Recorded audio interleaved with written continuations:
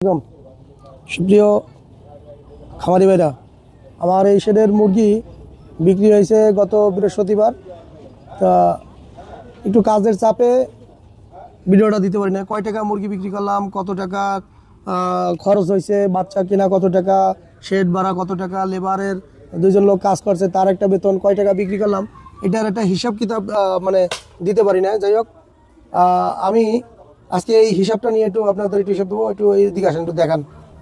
এখানে আমরা যেটা করছি, আমরা যে মুরগির বাচ্চা কিনছি, মুরগির বাচ্চা মুরগির একটু অপ্রান্ত দিলাম 3720টা। এখন এইখানে মুরগি আমরা দুইটা ভাগে মানে বিক্রি করা হয়েছে, দুইটা ভাগে। প্রথম মুরগি নাহারের কোম্পানির যে মুরগির বাচ্চাটা বিক্রি করছি, এটা আমরা 33 দিনে না 34 দিনে বিক্রি করছি। আমাদের 1500 পিস মুরগি বিক্রি করছি 1393 কেজি, 1393 কেজি। পরের বাচ্চাটা আমরা গিয়ে 10 দিন পরে বিক্রি করছি, 9-10 দিন পরে বিক্রি করছি। ওই সময় মুরগি বিক্রি করছি আপনার 2115 পিস, সময় 2110 পিস না 15 পিস মুরগি বিক্রি করছি। এই মুরগিটা 2100 পিস বিক্রি করছি 2350 কেজি। আমাদের তখন ওজন আসলো 2350 কেজি। একটু বাড়তি আসলো তা 1 কেজির মতো বাড়তি আসলো। আমরা ওইটা আবার ওই গাড়িওয়ালারা আবদার করছে তাই দিয়ে দিছি। যাই হোক, আমাদের টোটাল বিক্রি হয়েছে 3743 কেজি। টোটাল বিক্রি 3743 কেজি। এখন 1393 কেজি, এটা আমরা যখন প্রথম বিক্রি করছি তখন মোটামুটি বাজার ছিল 215 টাকা করে বিক্রি করছি। 215 ইন্টু 1393, তা আমাদের 2,99,495 টাকা। পরের বার যখন মুরগি বিক্রি করছি 2350 কেজি, 190 টাকা বাজার পেয়েছিলাম। তো 190 টাকার বাজারে আমাদের আসছিল 4,46,500, 4,46,500 টাকা। এখন ওই ভাইরা আমাদের 4 লক্ষ টাকা ক্যাশ টাকা দিছিল, আর বাকি যে 46,500 টাকা এইটা আমাদের অ্যাকাউন্টে দিছিল। তা এই হয়েছে মুরগি বিক্রি।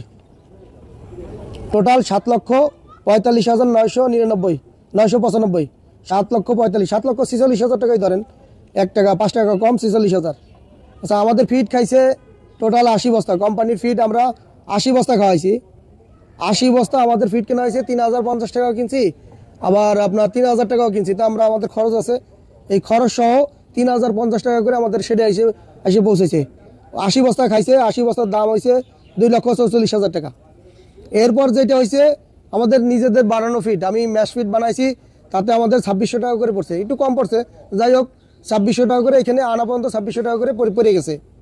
এরপরে ভুট্টা ফার্মেন্টেশন খাওয়াইছি 30 বস্তা, মানে 15 বস্তা, 10 বস্তা আর 5 বস্তা, 15 বস্তা ভুট্টা সয়াবিন। তা এইটারে আমরা পানি দিলে হয় ডাবল, এই ডাবল হিসেবে আমাদের 30 বস্তা খাওয়াইছি। 30 বস্তা আমাদের 1500 টাকা করে পড়ে গেছে। তাতে আমাদের এখানে আইছে 45,000 টাকা। আর যেটা জুস ফার্মেন্টেশন, পানি ফার্মেন্টেশন, এইটা খাওয়াইছি 25,000 টাকার। ডিম দিয়ে, সেফগার্ড, ইস্ট, তারপর ভিনেগার, তারপর আমাদের একটা প্রিমিক্স মেডিসিন দিয়ে আমাদের 25,000 টাকা খরচ গেছে। তা ভুট্টা ফার্মেন্টেশন আছে, পানি ফার্মেন্টেশনে, জুস ফার্মেন্টেশনের রেজাল্ট বেশি। আমারই এই ফর্মুলা আমারই তৈরি করা। বাংলাদেশে এখন অনেকে দেখাইতেছে, কিন্তু ফর্মুলা এই প্রযুক্তি পানি ফার্মেন্টেশন আমি তৈরি করছি। আর এইটার প্রতিনিয়ত আপডেট আমি দিই, এইটার প্রতিনিয়ত আপডেট আমি দিতেছি, কখন কিভাবে করা যাবে এবং আরও ভালো রেজাল্ট আনা যাবে, বা রেজাল্ট কম আসলে কী করা যাবে সেগুলোর আপডেট আমি দিই। এবং এই পানি ফার্মেন্টেশন দিয়ে আমরা মুরগির ভ্যাকসিন করি নাই। দেখেন, আমাদের এই শেডে মুরগির যেটা লাস্টে বিক্রি করছে, এটার কিন্তু বাচ্চার বুডার হয় নাই। বুডার না হওয়ার কারণে আপনার রোগবালাই এটা কিন্তু বারবার আসছে। আর যেটার বুডার ভালো হয়েছে, এটার কিন্তু কোনো রোগবালাই আসে না। যাই হোক, এখন এই বুডার না হওয়ার কারণে যেটা হয়েছে, রানীক্ষেত আসছে, মুরগির পায়খানা খারাপ হয়েছে, মুরগির অ্যান্টারাইস হয়েছে, কালো পায়খানা হয়েছে, এই সমস্ত রোগে কিন্তু এটা কিন্তু জর্জরিত ছিল। একমাত্র ভুট্টা ফার্মেন্টেশন এবং পানি ফার্মেন্টেশন যদি না খাওয়াইতাম, তাহলে এইখানে মনে করেন যে মুরগির এই ওজনটা থাকতো না, আরও ওজন কমে যেত, আরও ওজন কমতো। এইখানে আমার পাশের শেডে যার কাছ থেকে শেডটা ভাড়া নিছি, তার 500 পিস মুরগিতে অলরেডি, ব্রয়লার মুরগি অলরেডি 200 পিস মারা গেছে। 200 পিস অলরেডি মারা গেছে, আছে 300 পিস। দেখেন আমার পাশেরই সে তার নিজের ইচ্ছে মতো ফর্মুলা ব্যবহার করে মানে খাবার খায়, কারো পরামর্শ সে নেয় না, তার সেটি 320 এখন আছে, বাকি 200 মাহিন এই এদিকে এসো। বসাই যায়। হ্যাঁ আবুল বাসার ভাই যার কাছ থেকে সেটা ভাড়া নিছি, উনিও তো ব্রয়লার মুরগি উঠেছে তাই না? হ্যাঁ উঠেছে।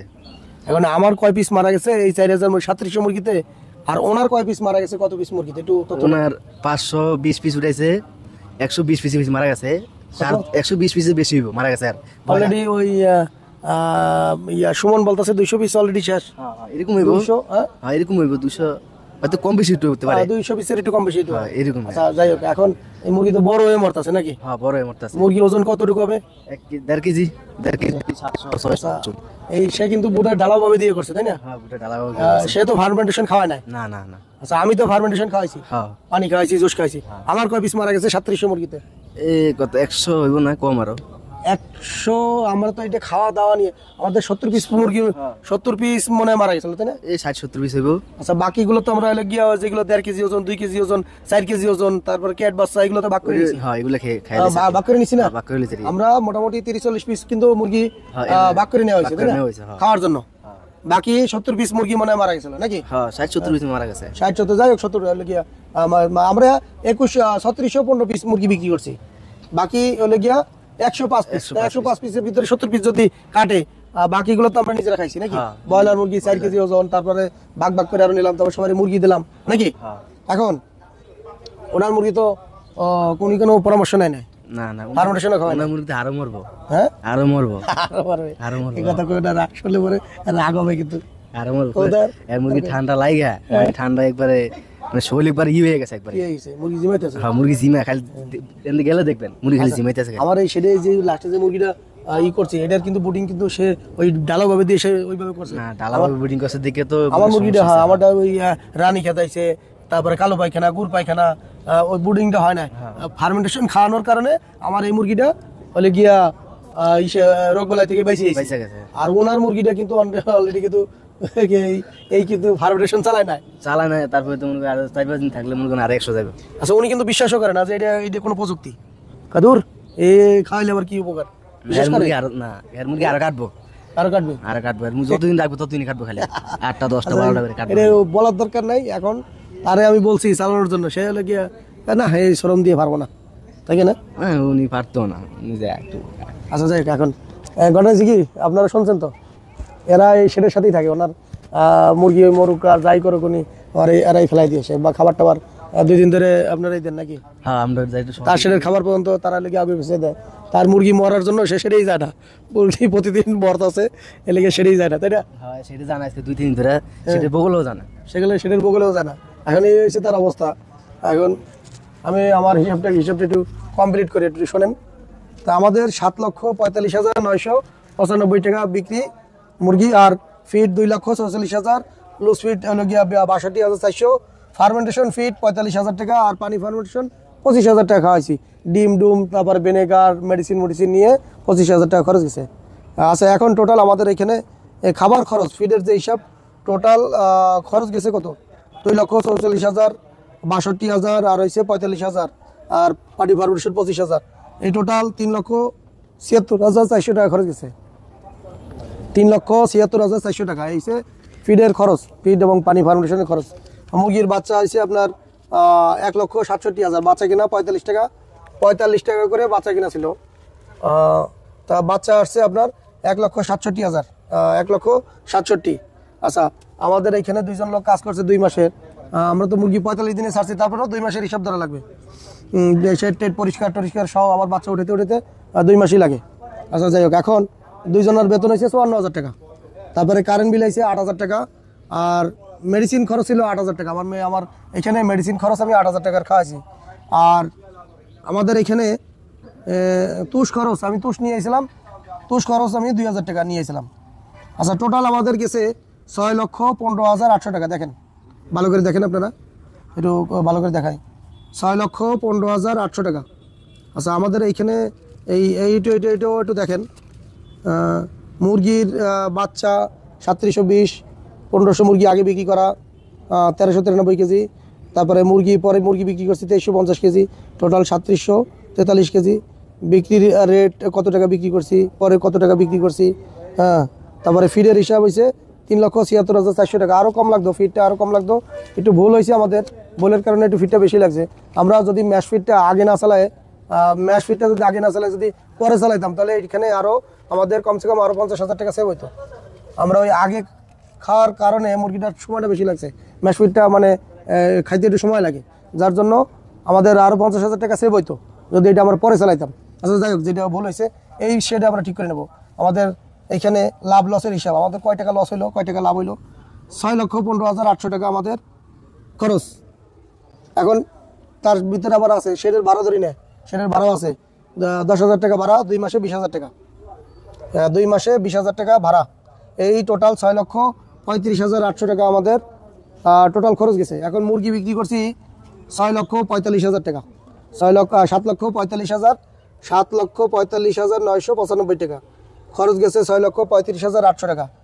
এখানে লাভ মানে লাভ একবারে তুলনামূলক, যেটা না বললেই নয়, এটা কোনো লাভ না হিসেবে 1,10,000 টাকা লাভ হয়েছে। এটা মানে আমার এই 3700 মুরগিতে কোনো লাভ না, মানে কোনো রকম জান্ডা বাইসে আইছে। বা বাজার, একে তো বাজারের কারণে একটা ধরা খাইলাম, আরেকটা আপনার ধরা খাইলাম আপনার ওই আমরা ম্যাশ ফিডটা আগে চালাই, ম্যাশ ফিডটা যদি আমরা লুজ ফিডটা আগে পরে যদি চালাইতাম, তাহলে এখানে আরও 50,000 টাকা সেভ হইতো।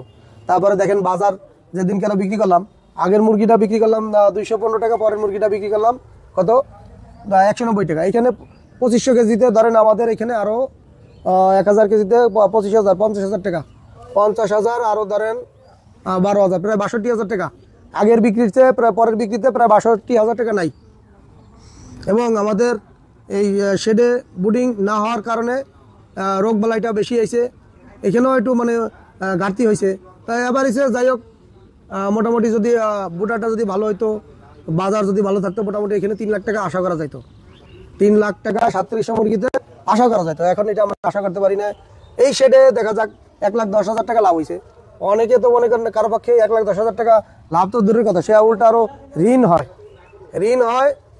নিজে যদি না করে, খাবার খরচ যদি না সেভ করতে পারে, আর যদি মনে করেন আপনার মুরগিতে ওজন যদি না আনতে পারে, তাহলে সেক্ষেত্রে লস হবে। যাই হোক, আমরা সর্বসাফল্যে যা মানে একটাই কথা, নিজের কিছু করা লাগবে, খাবার নিজের তৈরি করা লাগবে। নিজে যদি পরিচালনা করতে পারেন, তাহলে এই শেডে প্রত্যেকটা শেডে লাভ হবে। আমাদের লোক দিয়ে করাইছি, লোকের একটা বেতন আছে, শেড ভাড়া শেডে করছি। এখন এখানে 1,10,000 টাকা লাভ হয়েছে। এটা মানে আর কি আমি বলবো না করে যে এত কম লাভ, সীমিত লাভ, এটা মানে বলবো না করে। তারপরেও চিন্তা করলাম যে আপনারা অনেকে অপেক্ষায় আছেন যে আব্দুল রহিম ভাই মুরগি পাললো, যে এই প্রযুক্তির আবিষ্কারক, মুরগি পাললো, একেবারে বাজার নাই, তারপরেও তো তার কাছ থেকে মানে কয় টাকা লাভ হইলো না লস হইলো জানা দরকার।